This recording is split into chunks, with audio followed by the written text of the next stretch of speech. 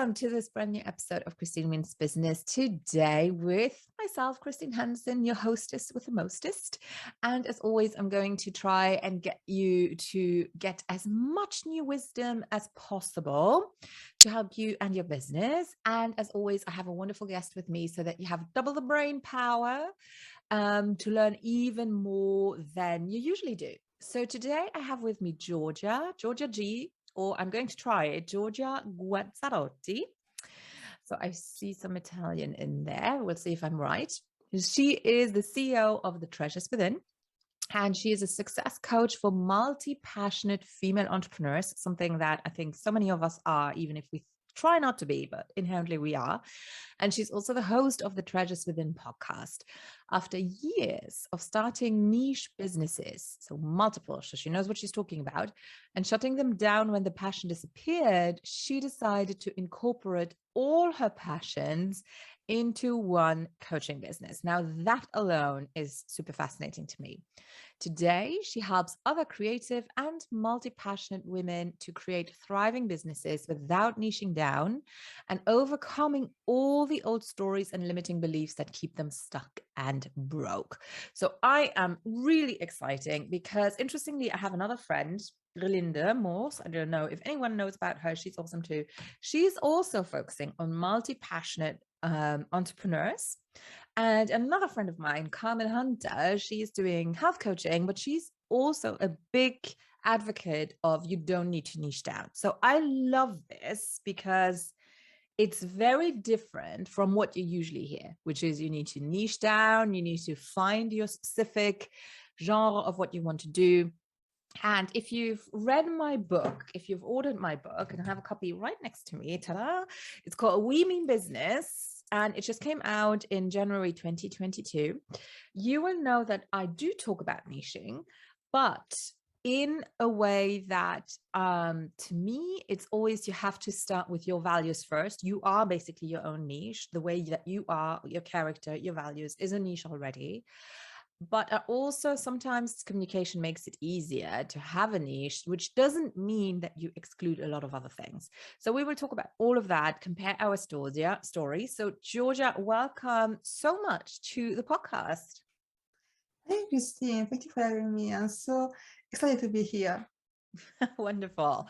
So tell me a little bit. I think a lot of us understand the feeling, me as well. I mean, this is my third business and I just call myself a serial entrepreneur because I don't think I will be doing anything more than 10 years necessarily.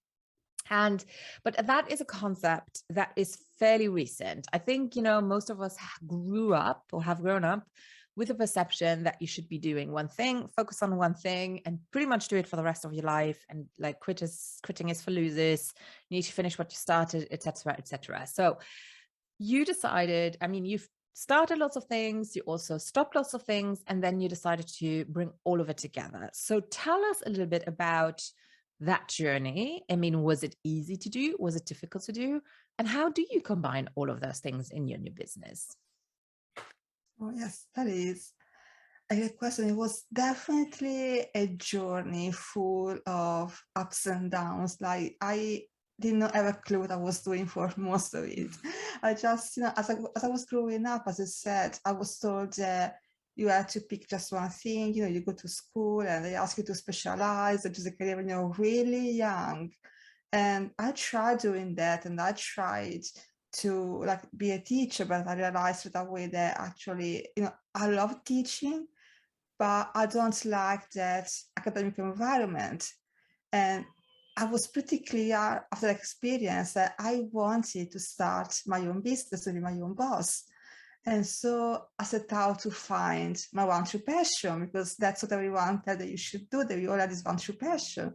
I had a lot of passions, and I said, okay, let's just pick one, whatever is calls me in the moment. And so I tried uh, experimenting with being a translator, being a personal assistant, we working in skincare in different capacities. And I even tried writing, which honestly, writing, I thought it was the one, because it's the thing that I always come back to, right? So I started all these niche businesses, and at the beginning it would be amazing. I was living my dream. I was doing what I love and making good money and having all this freedom.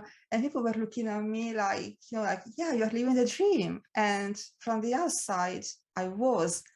But inside, after that 1 or 2 years, I was starting feeling so miserable. I knew that I had chosen what at the time I thought it was the wrong thing. And I was feeling like so flaky because doesn't matter how much money I was making, how successful I was, I just wanted to quit and start something else. Yes. And So I had all these doubts. I Yes. agree. I can totally relate. So give us just an idea, like for those of you guys who might not be sure what we're actually talking about in terms of niching, what would be some of the businesses that you had, where you niche down? What are we talking about exactly? Yes, well, the writing business, it was a freelance writing business for the beauty industry in particular. So I was writing, and that business has different pivots because at the beginning I thought, okay, I'm gonna niche down and just write for other influencers, not like a ghostwriter. And then I didn't like that at all. I didn't like it was very promotional. And so I switched to, okay, I'm going to write for magazines, but that was the same thing, very advertorial, very, a lot of marketing involved. I didn't really like that. So I pivoted again and wrote blogs for beauty businesses, trying to find different clients and different niches in the same industry. But in the end, spending all my days just writing about beauty, it felt too limiting. Okay. Yes. Which I think is often happening when you niche down. Obviously you focus on your one thing and it can get, I think, especially when you're multi-passionate, can get boring. Let's just be very honest about it. Yes, I mean, I honestly thought when I started that if I could spend all my days writing, I would be the happiest girl in the world. And Yeah. at the time, I was very interested in beauty as well. And so I thought, okay, this is like the perfect marriage. But again, after the year and a half, 2 years, I got that feeling, this isn't it. There is so much more that I'm meant to do. And so I quit that and I started coaching, but coaching in skincare. So I kept that interest in beauty, but this time I was helping women with the skin. And again, this was very niche. It was because my whole thing was about science-based skincare and understanding the ingredients and how they work and how they can help you solve all these with your wrinkles, with your dark spots, and another thing. And it was exciting at the beginning because it was like putting together a puzzle and understanding, Yes. okay, how can I help this person? But after I mastered that skill, again, that boredom set in again, and it was like meant for something new. And the first thing this happened, I thought, okay, I just picked the wrong passion. The second time this happened, I thought, okay, maybe there is something wrong with me. I'm just flaky. But Yes. when it happens after 5 and 6 times and you try all these different combinations and none of them works, and you sort of run out of options, I realized that, okay, maybe it's not me that I'm wrong. Maybe it's the whole niche model that is wrong. I love this. So I think a lot of our listeners can actually relate to that, and I want to together with Giorgia, I want to give you guys openly permission to shift your business or to pivot your business. I've been talking a lot about it, and there's an article that I wrote for Entrepreneur, which is actually just about pivoting your business. And I really want to, from us, give you permission to not feel flaky, to not feel like a loser or some weird, hormonal, I don't know what lady, because you change your mind, because suddenly that fire is changing again. Or when people ask you, so what are you doing now in terms of, not taking you seriously? We don't give a crap, honestly. Who cares as long as we are happy? So here's your permission slip, officially through internet land, giving it to you. Now, Giorgia, you went a step further because you started, and funnily enough, non-niching down is kind of a business, it's kind of a niche on itself, like we're the niche of non-niching down. And you took that, you investigated that, you started to be at peace with it. And now you use that for your business. My mind is blown. What do you do? How do you coach that way? Tell us a little bit more about this. Sure. So I started looking at what these entrepreneurs and the passionates were doing and how I could do the same. Just study them and implement in my own business. And I realized that part of it was what you were saying before about all of us being our own niche and creating the personal brand. As I think when we're talking about niche, people think, oh, I like to write, so I can only be a writer. I like to sing, I can only be a singer. I like marketing, I can only be a marketer. But there are ways where you can combine all your interests into one business, and not all your passions need to be the thing that you actually do, the service that you sell, but that can be part of your business. And Marie Forleo, for me, was a huge inspiration. She is the founder of this school. Someone doesn't know who she is. Yes. And, she said, like, her business is about selling online business courses. Mm-hmm. But then you look at her marketing and her YouTube channel, and she starts dancing around. And I went to her book tour in London, and she even there she had us all dancing around. And it's like, that's a way that you can incorporate your passion for dancing into your business. So dance is not the thing that you sell to your clients, but it's that thing that makes you stand out. Yes. And I want to give people permission to actually bring all their passion into it, because I think that is the thing.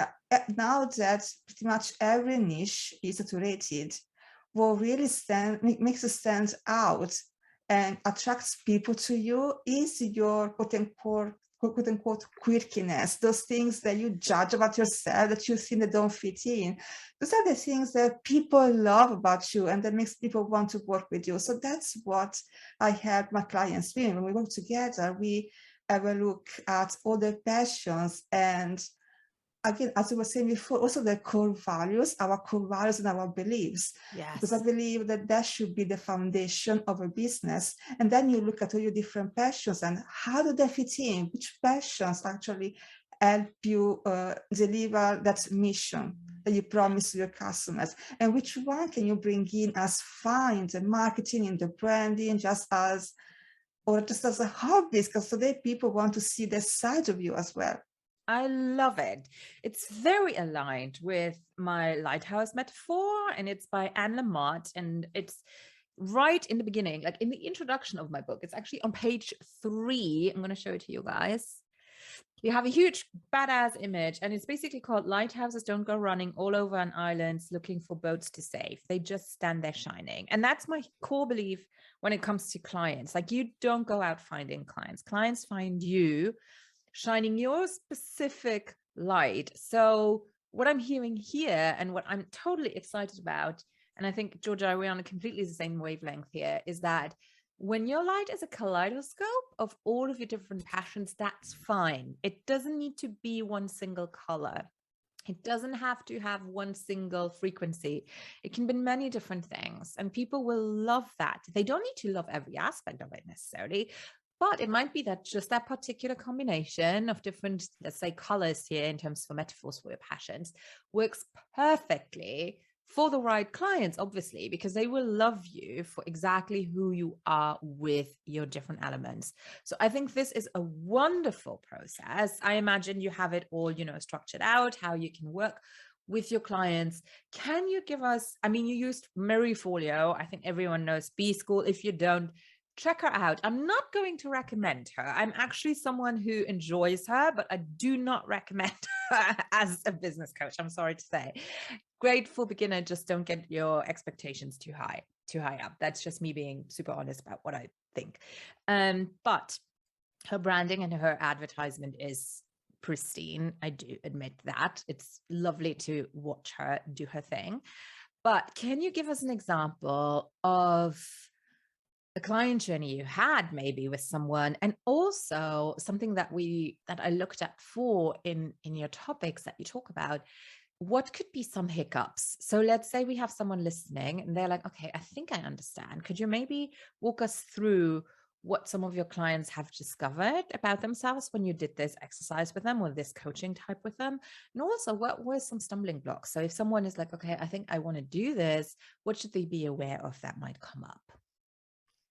When I work with my clients and I take them through this process, I see the same thing happening over and over again. Because Surprise. they come to me saying, I don't have a clue what I'm doing. I have all these passions, I have all these interests. I can choose, I don't know how to combine them. And pretty soon, within 2-3 sessions, maybe, they are so clear on what their vision is. They're so clear on their purpose. It's just that because we've been told all our lives that we have to niche down, and very often our path looks different because no one teaches us how to incorporate all these passions. So they know what they want to create. They know what they want to do, but as it comes out of their mouths, they ignore it. They just say, oh no, that's a bad idea. That will never work. And that is the biggest stumbling block for them, because after the time, because they have never seen anyone else do that, they think they can't do it or it won't work for them. Yeah, that's a good one. So if you guys are like, I really want to do this, but this inner voice comes up and it's like, nobody else is doing it, so it mustn't be working. And it's like, no, like give it a good try. I think entrepreneurship is so much about keeping an open mind, about trying, also being ready to see, okay, this didn't work, but you won't know if you don't give it a good try. So I think that is wonderful. Giorgia, I think what you're doing is awesome. I love that you're specializing on this, helping people getting that clarity on what their different passions are and how to efficiently use it. I'm a little bit jealous. I would love to be able to coach that way. I don't think it's my specialty at all. So I would gladly refer anyone to you who is feeling perfectly aligned with that. I think if I look at myself in what you're saying, some things that you can see in my business is obviously I like my business strategies. Travel has been the biggest passion that I've incorporated, and that I made a leg of my business now. The business tripper community is entrepreneurs traveling the world together. So I think that's the biggest one. And then another passion is pretty things, right? I love my jewelry. I love my high-end stuff. It's part of my brand, even though it's my personal passion. I think it just speaks just as much to my brand and my business as it does to what I fancy doing and buying and so forth, So I do understand. I never focused more on it. I think I'm good for now, but I do absolutely understand what your clients, are struggling with before they get to work with you. Now, you have another thing that I want to quickly talk about, because you said one sentence before, and it's that clients come to you and they want to do something, but they are so overwhelmed, so confused. They don't know what their purpose is. And you have a beautiful gift for us that people can get. And I'm going to read the link, but obviously, if you want to be more efficient, head over to christinemeansbusiness.com/blog. Check out this episode and you will have the link to click on. If you're on your phone and you want to type it in, head over to thetreasureswithin.net/purpose-finder. And what exactly will they find there? Yes, this is a guide that I put together to give everyone access to the process that I take my clients through. And it will get them very clear on, again, the first step is always make an inventory of all your skills and all your talents. Then it takes you through a process of how do you combine that together into a business and get you clear on, again, what is that mission that you want your business to fulfill? Why does your business exist? and then how all your passions fit into it, and which ones are the rock stars that actually help you deliver your services, and which one are the supporting acts that are more, again, in the background as marketing or branding, or even just passion project that you want to share with your audience, so they can create a business where you do all the things that you love, but you are not overwhelmed and you're not confusing your clients, and you have that variety for yourself so that you don't get bored and want to quit after 2 years. Yes. Exactly. And it's not always about quitting, Sometimes I think it's also about, with Sleep Like a Boss, I sold the business. Like, I had one of my team members take over. So it's not, I think that's also a message that I really want to share here. When you build something, it doesn't mean that you need to burn it to the ground. You can profit from your work. You can sell it. You can pass it on. There's so much we can do. I find a lot of the time we're just like, okay, I'm just going to call it quits. But if you've created amazing content, if you've created amazing things, don't just let it die. There's so many ways of repurposing things, or, giving them a breath of fresh air, or, transferring them. So I think that's also something that people should keep in mind, because we will change. I mean, we change all the time. It's normal that our passions will change. So I am super excited. I also love that you mentioned that you don't confuse clients, even when you are multi-passionate, if you know how to express yourself. So I think that is such an important piece. Giorgia, it's been amazing to talk to you. I loved this episode. I'm so glad that you're doing this. How can people get in touch with you? Oh, thank you so much, Christine. It has been fabulous. And for anyone who wants to get in touch with me, you can find me at the justwithin.net, and you can find all the links to my social on there, and more information about what I do and how we can work together. Wonderful. So we have the link in our show notes as well as Giorgia's social media links, so you can lovingly stalk her on social. And anything you need, let her know that you heard from her, or that you discovered her on the Christine Means Business podcast. That would be amazing.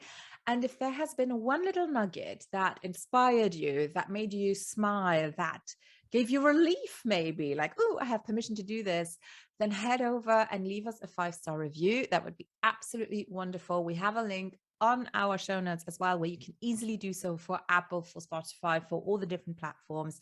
Don't need to sign in or anything. It works automatically. And I'd be really, really happy to do that. If you watch us on YouTube, please make sure to subscribe and share, and spread the goodness around. Wonderful. I will see you guys in 2 weeks' time with a new guest. Giorgia, it's been wonderful to have you. I wish you all the best and loads of clients from this. I'm super, super glad that we have you in our digital marketing and online business world. And for all of you guys, take care, and I talk to you in 2 weeks' time.